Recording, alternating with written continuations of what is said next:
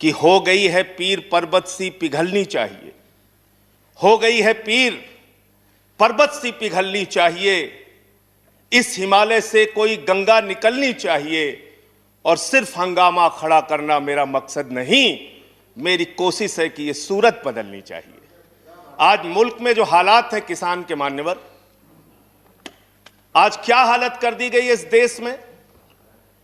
पिछले 76 दिनों से किसान आंदोलन पर है, उनके ऊपर लाठियां चलाई गई, आंसू गैस के गोले छोड़े गए, बूढ़े किसानों की आंखें फोड़ दी गई, कड़कती ठंड में पानी की बौछारें की गई, उनको आतंकवादी कहा गया, उनको गद्दार कहा गया, उनको खालिस्तानी कहा गया मान्यवर, उनको अपमानित किया गया। यहां तक कि भारतीय जनता पार्टी के एक विधायक ने कहा ये किसान नहीं आतंकवादी हैं, इनको शूट कर देना चाहिए, और अगर दिल्ली पुलिस नहीं कर पाती तो मैं इनको जूतों से मारूंगा, जूतों से मारूंगा। ये भाजपा के लोग कह रहे हैं मान्यवर। इस देश के अन्नदाता जो आपको अनाज पैदा करके आपका पेट भरते हैं, आप उनको जूतों से मारने की बात करते हैं। 11 दौर की आप वार्ता कर चुके, सारी की सारी वार्ता फेल।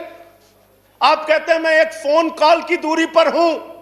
मैं पूछना चाहता हूं, क्या इस सरकार के पास कॉल करने के लिए 2 रुपए भी नहीं है? अरे 2 रुपए नहीं है तो हम लोगों से ले लो, लेकिन कॉल कर लो किसानों को, कॉल कर लो किसानों को। उनकी पीड़ा चरम पर पहुंच चुकी है मान्यवर। 165 किसानों ने अब तक अपनी शहादत दी है। आप जाइए गाजीपुर बॉर्डर पे, वहां पे 97 साल के इलम सिंह आपको मिलेंगे। उनके 2 बेटे फौज में हैं, रो रो के कहते हैं मुझे इस उम्र में ऊपर उग्रवादी कहा जा रहा है, नक्सलवादी कहा जा रहा है। उनकी पीड़ा है मान्यवर। आप जाइए टीकरी बॉर्डर पे, आप जाइए सिंगू बॉर्डर पे, पीड़ा के साथ वो लोग कहते हैं शहीद आजम भगत सिंह के वंशजों को, शहीद लाला लाजपत राय के वंशजों को, जलियांवाला बाग कांड में शहादत देने वालों के वंशजों को आप खालिस्तानी कह रहे हैं, आतंकवादी कह रहे हैं, उनको अपमानित करने का काम कर रहे हैं। मैं आपसे पूछना चाहता हूं, क्या दुश्मनी है आपकी इन अन्नदाताओं से? चलिए सब कुछ कर लिया आपने, अब तो कम से कम उनके ऊपर दया कीजिए और ये तीनों काला कानून वापस लेना ही पड़ेगा, आपको लेना चाहिए। अब आपने जुल्म की इंतहा कर दी है। आप चले जाइए गाजीपुर बॉर्डर पे मान्यवर, कटीले तार, बड़े बड़े कीले गाड़ दी गई हैं, 12-12 इंच की कीले सड़कों पे गाड़ दी गई हैं। देखकर ऐसा लगता है कि दुश्मन देश की सेना आने वाली है। ऐसी स्थितियां दो परिस्थितियों में जन्म लेती हैं मान्यवर। जब देश का शासक अपनी जनता से डरने लगता है तो ऐसी सीमाएं बेड़ियां बनवाता है, या देश की जनता को शत्रु समझने लगता है तब ऐसी बेड़ियां लगवाता है। यह हो रहा है मान्यवर। आज इनके जुर्म के कारण हिंदुस्तान के महान किसान नेता बाबा महेंद्र सिंह टिकैत के बेटे राकेश टिकैत को रोना पड़ा और यह कहना पड़ा कि भाजपा के लोग घेर कर हमें लाठियों से पीटना चाहते हैं। यह आप करा रहे हैं, यह आप करा रहे हैं। आप डेमोक्रेसी की बात यहां पर करते हैं, आप आजादी की बात यहां पर करते हैं। आपने इस देश की हालत यह बना रखी है कि राजदीप सरदेसाई जैसे वरिष्ठ पत्रकार के ऊपर आपने मुकदमे दर्ज करके पत्रकारिता को भी दबाने और उसको कुचलने का काम किया। हर तरफ जुल्म, हर तरफ एफआईआर, हर तरफ मुकदमे। जो पानी पहुंचा रहा है उस पर मुकदमा, जो डीजल दे रहा है उस पर मुकदमा, जो खाने का इंतजाम कर रहा है उस पर मुकदमा। एनआईए लगा दो, सीबीआई लगा दो, पुलिस लगा दो, जांच लगा दो। अरे वो आपके देश के नागरिक हैं। आप कहते हैं किसानों को यह बिल समझ में नहीं आया, हम बड़े समझदार हैं, आइए हम आपको किसानी बिल समझाएंगे। मान्यवर, इनकी समस्या यह नहीं कि किसानों को यह बिल समझ में नहीं आया, इनकी समस्या यह है कि किसानों को यह बिल समझ में आ गया है और अब ये तीनों काला कानून वापस चाहते हैं किसान। आप बड़े अक्लमंद समझते हैं अपने आप को। अरे किसान को इतना मूर्ख मत समझिए भाजपा के लोगों, वो बिगड़ैल बहल की नाक में नकेल डालते हैं, आपकी सरकार के नाक में भी नकेल डाल देंगे, चिंता मत कीजिए। मैं यहां सुन रहा था मान्यवर, मुझे बड़ा आश्चर्य हुआ, सारी की सारी भारतीय जनता पार्टी की सांसद जितने भी नेता बोल रहे थे, कह रहे हैं कांग्रेस पार्टी ने 2019 के घोषणा पत्र में इसको लिखा था, यह बिल तो कांग्रेस पास करना चाहती थी। जीएसटी की बात करो, यह बिल तो कांग्रेस करना चाहती थी, हम इसलिए इसको कर रहे हैं।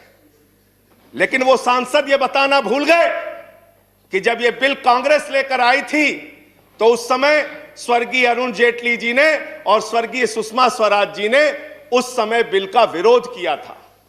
और कांग्रेस ने अगर 19 के घोषणा पत्र में इस बिल को शामिल किया था तो उनको तो 55 पे पहुंचा दिया, आपने तो लागू कर दिया, आपको 5 पे पहुंचा देगी, इस देश की जनता 5 पे पहुंचा देगी।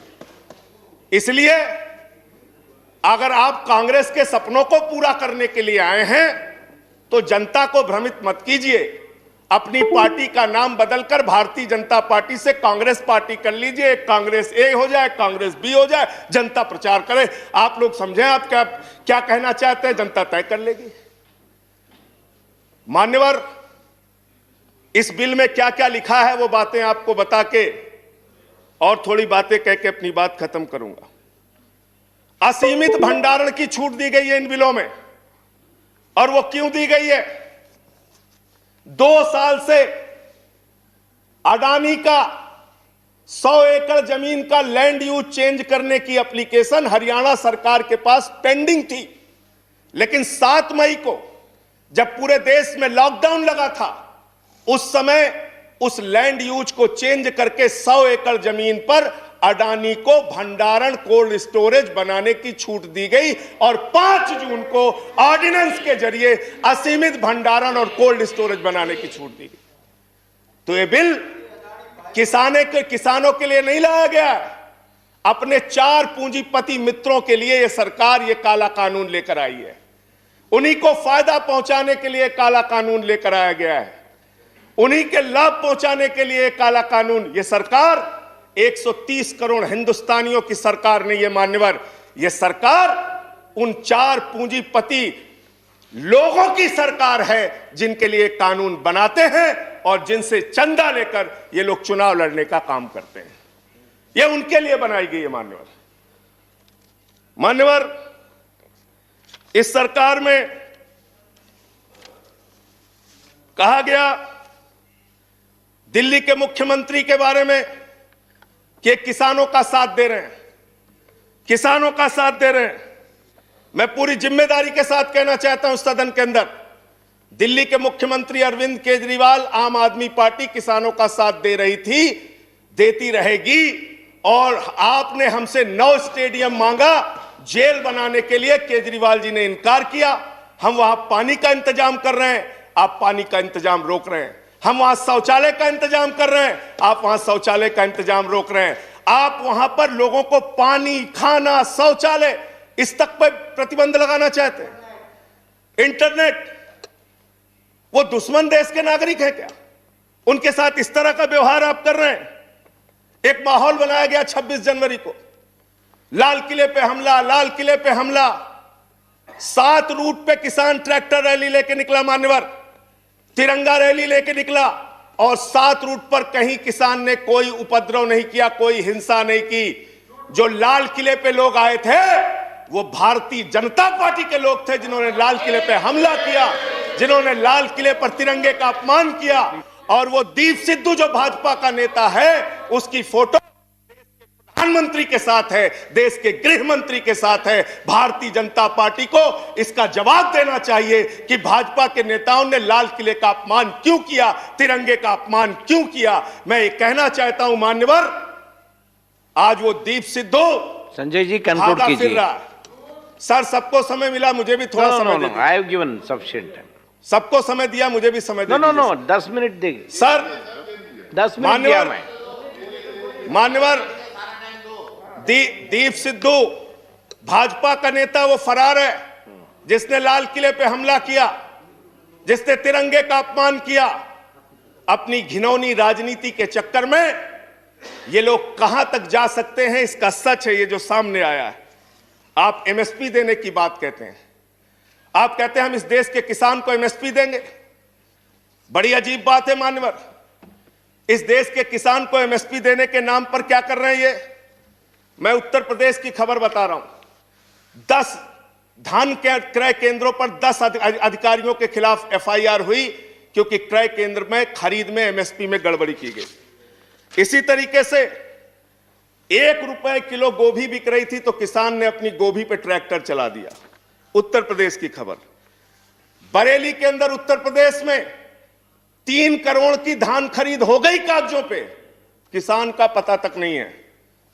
तो डेरेक ओब्रायन साहब, जो यूपी में खरीद हुई है वो भूतों की खरीद हुई है, किसान का पता नहीं, नाम दर्ज करके खरीद हो गई।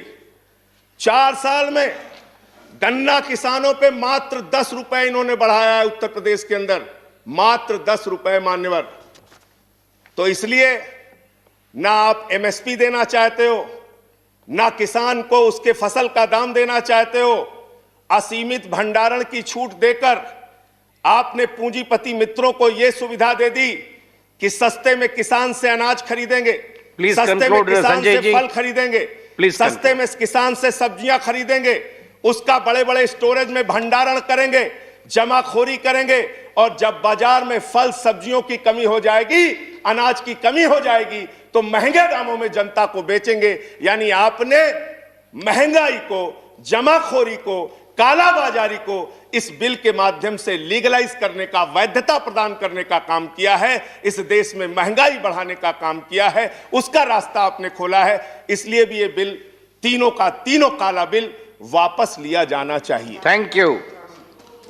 अंत में एक बजट आपने पेश किया मनोहर, बस खत्म करके अपनी बात को खत्म करूंगा, उन्हीं बातों को। Please conclude. सर, बजट इन्होंने पेश किया है, तो बजट के ऊपर और खरीद के ऊपर मैं लास्ट मिनट जो इनका बजट है, चंद लाइनों में उसको कह के अपनी बात को खत्म करूंगा कि धरा बेच देंगे, गगन बेच देंगे। धरा बेच देंगे, गगन बेच देंगे, कली बेच देंगे, चमन बेच देंगे। अगर तुम ही यूं ही सोते रहे तो ये फर्जी राष्ट्रवादी